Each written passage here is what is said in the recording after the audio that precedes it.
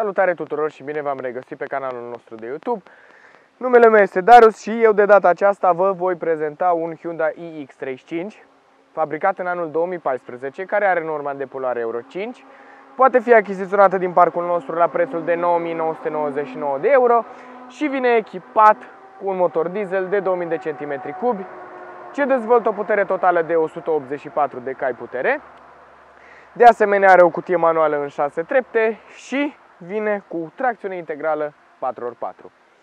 Am finalizat detaliile tehnice, în continuare o să îi efectuăm pornirea, după care parcurgem dotările de la interior. O să vedeți că are niște dotări destul de interesante la interior, iar la final ne vom uita puțin și peste exteriorul ei. Iar acum îi vom efectua pornirea. După cum puteți observa, avem 197.000 de kilometri la bord. Mașina a pornit la sfert de cheie, fără martori aprinși, iar acum mergem mai departe să ascultăm și sunetul motorului.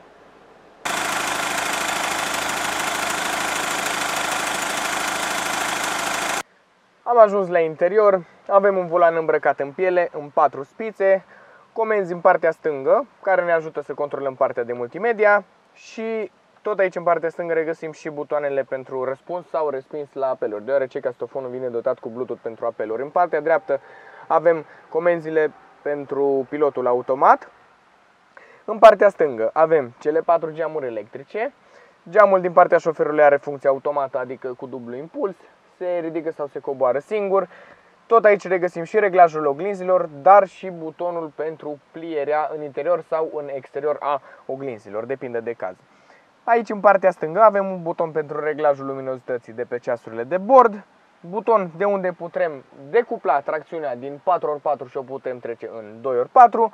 Aici regăsim și butonul pentru asistența atunci când coborâm în rampă, dar și butonul pentru dezactivarea ESP-ului. Blocul de lumini se află pe maneta de semnalizare, iar aici, în partea centrală, avem radio CD-ul care vine dotat cu Bluetooth pentru apeluri, exact cum v-am zis adineauri, iar aici în partea de jos avem loc pentru auxiliar și USB, cu ajutorul cărora putem reda muzică. Sub radio CD avem dublu climatronic. Aici, în partea stângă, lângă dublu climatronic, avem butonul pentru dezaburirea lunetei. Iar o chestie destul de interesantă din punctul meu de vedere ar fi faptul că aceste parasolare se prelungesc pentru a nu vă deranja soarele din partea centrală. Totodată vine echipată cu lumini ambientale aceste plafoniere și suport pentru ochelari. Sub climatronic avem buton pentru încălzirea scaunelor din față, care se efectuează în 2 trepte pentru ambele scaune din față. Și tot aici în partea de mijloc avem și butonul pentru dezactivarea sau activarea senzorilor de parcare. Lângă auxiliar și USB avem 2 prize de 12V, un mic spațiu de depozitare, cutia care este manuală în 6 trepte, exact cum v-am spus, și aici avem suport pentru 2 pahare. Cotiera care este cu spațiu de depozitare.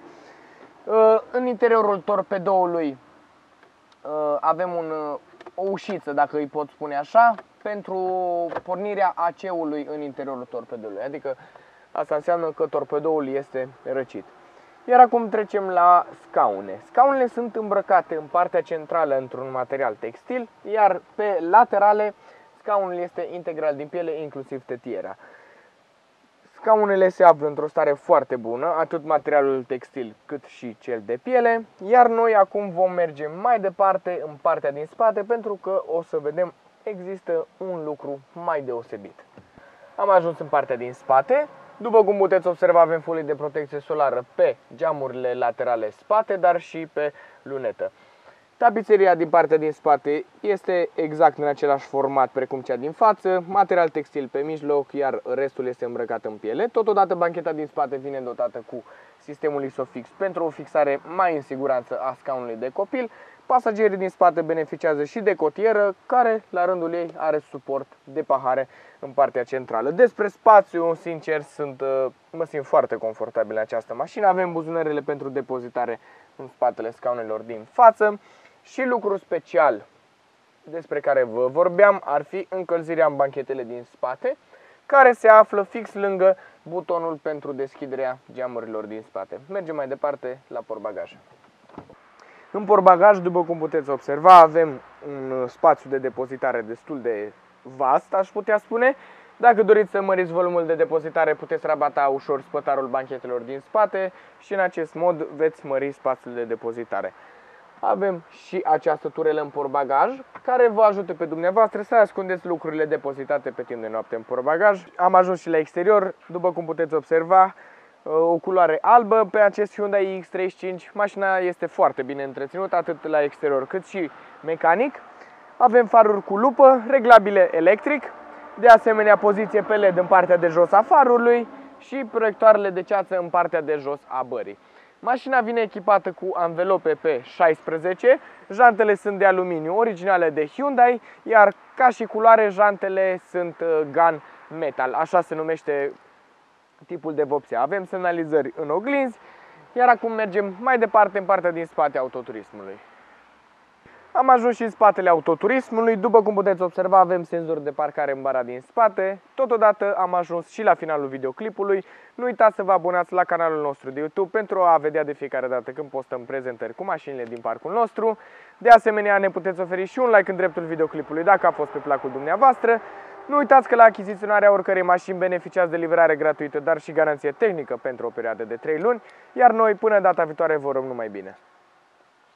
Pentru achiziționarea oricărui autoturism din parcul nostru, vă stăm la dispoziție cu un sistem avantajos de rate, atât la sediul firmei noastre cât și online. Pot beneficia de finanțare persoanele fizice, angajați și pensionari, dar și persoanele juridice.